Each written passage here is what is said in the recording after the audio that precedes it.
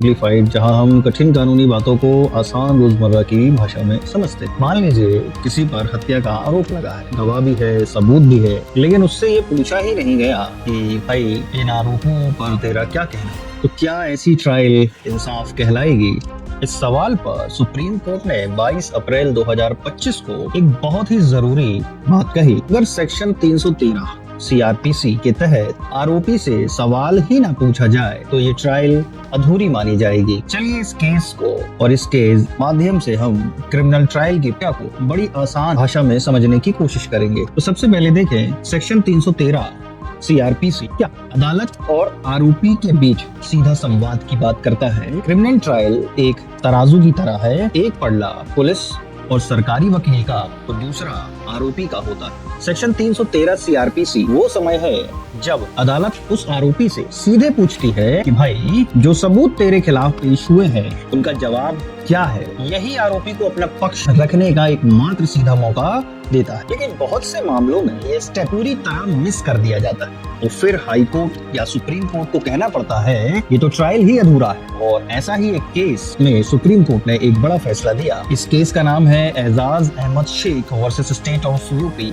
Citation इसका है 2025 live law supreme court 456। एक आदमी पर आरोप था कि उसने अपनी पत्नी और 3 बेटियों की हत्या की। पूरा ट्रायल चला, हाईकोर्ट ने उसे बरी कर दिया, लेकिन सुप्रीम कोर्ट में यह बात सामने आई कि सेक्शन 313 का पालन ही नहीं हुआ। मतलब आरोपी से वो जरूरी सबूतों पर सवाल ही नहीं पूछे गए। अब कोर्ट ने क्या कहा, अगर शुरुआत में ही हाईकोर्ट ये चेक कर ले कि 313 सीआरपीसी का पालन नहीं हुआ या हुआ तो ट्रायल को सही दिशा में मोड़ा जा सकता है, वरना सालों बाद ये गलती सुधारी नहीं जा सकती। यही नहीं, कोर्ट ने जुडिशियल एकेडमीज को भी आदेश दिया कि जजों को सेक्शन 313 सीआरपीसी ठीक से पढ़ाया जाए। अब हम इसके थ्रू थोड़ा क्रिमिनल ट्रायल की पूरी प्रक्रिया को पहले समझते हैं कि ये 313 आता कब। तो अब समझते हैं कि कोई भी अपराध जब होता है तो सबसे पहले एफआईआर दर्ज होती है, फिर पुलिस इन्वेस्टिगेशन करती है। इन्वेस्टिगेशन में पुलिस गवाह, सबूत, सीसीटीवी, फोरेंसिक, पोस्टमार्टम रिपोर्ट, सारी चीजों को इकट्ठा करेगी। इसके बाद स्टेप 2 क्या होगा, पुलिस चार्जशीट